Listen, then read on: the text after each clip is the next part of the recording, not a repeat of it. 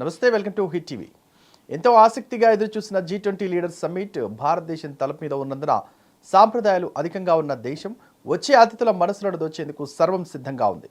భారతదేశ G20 chief coordinator Harshavardhan శిఖరాగ్ర సమావేశానికి ముందు ఒక కీలకమైన ప్రెస్ కాన్ఫరెన్స్లో ప్రసంగిస్తూ లీడర్స్ సమ్మిట్లో అతిథులకు భారతదేశం ఏమి ఆఫర్ చేస్తుందో వివరమైన జాబితాను అందించారు. మేము గత సంవత్సరం డిసెంబర్ 1వ తేదీన G20 అధ్యక్షుడిగా బాధ్యతలు స్వీకరించాము.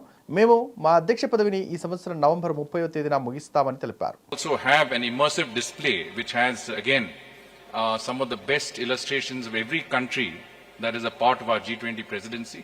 There will be a musical ensemble which will play in the background. This of course will represent again musicians from all parts of our country, but it will also include musical traditions of every nature. There will be a strong emphasis on technology, especially technology that is linked to public digital public infrastructure. We assumed the presidency of the G20 on the 1st of December last year, and we will conclude our presidency on the 30th of November this year. During the course of our presidency, we would have hosted over 220 G20 meetings in 60 different cities across the length and breadth of our country. In keeping with the Prime Minister's vision of a pan-Indian G20, we will have hosted one G20 meeting in at least one G20 meeting in every state and union territory of India. And to my mind, that is the finest example of cooperative federalism that we can see.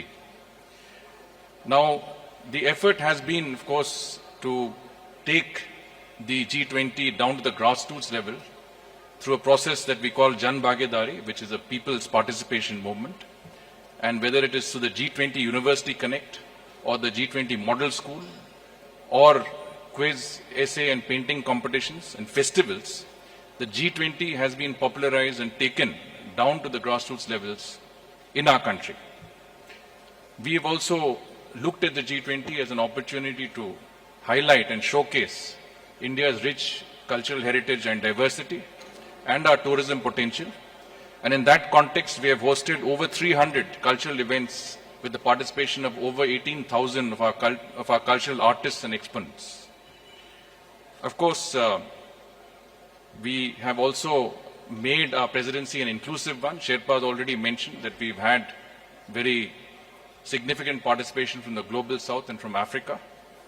We would have received a total of about 100,000 visitors for our G20 presidency from over 125 nationalities.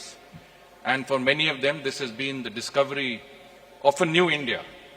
And I think that has been very significant from their point of view.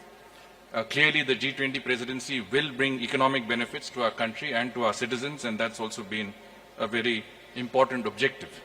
Now, when you organize such a huge exercise, an unprecedented and uniquely Indian presidency, you do need an organizational base. And we have started on the organization and planning of the G20 as early as the beginning of last year, 1.5 years before today's eve of the summit. We have set up the G20 Secretariat. In this process, it has been a whole of government approach and a whole of nation approach. And every single Indian citizen has been involved in that effort.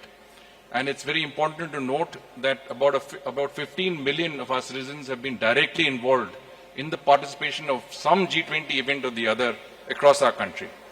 So in that organizational endeavor, we've had guidance from the Prime Minister himself, from cabinet ministers. There is a coordination committee which has been set up under the Principal Secretary to the Prime Minister, which includes the NSA, which includes Cabinet Secretaries, Senior Secretaries, Sherpa and all of us here. And this committee has been meeting regularly. It's met at least 9 times formally, but many times informally, and has provided extensive guidance on every aspect and overseen every aspect of the presidency's organization and management. So I think that was important. Now, on the summit itself, of course, Foreign Secretary and Sherpa will take you through the program elements, but it's important for you to know what else is there and what are the activities and exhibitions and other events which are within the Bharat Mandapam, within the G20 summit complex. Of course, the media center is one that you have seen.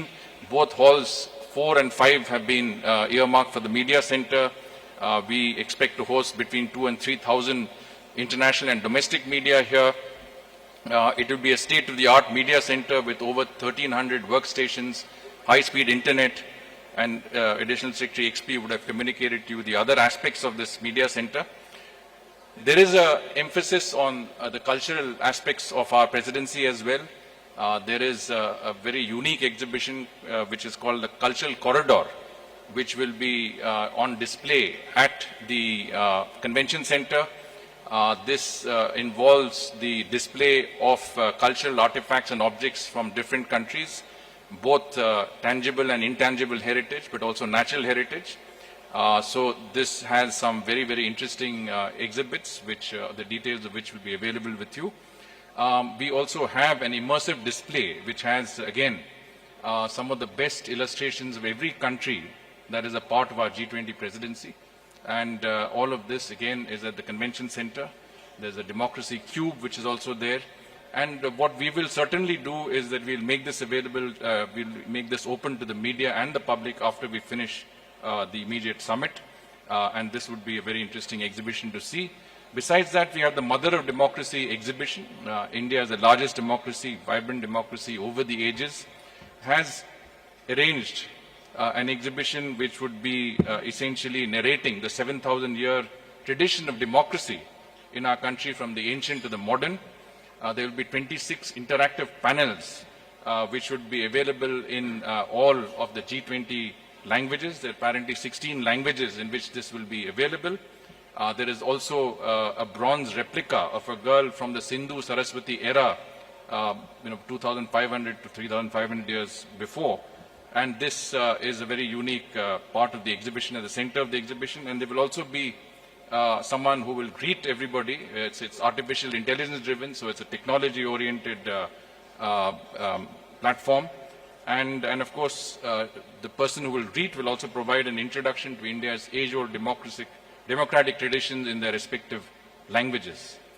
You are also aware that we will have, at the time of the dinner that will be hosted tomorrow by our President, there will be a musical ensemble which will play in the background.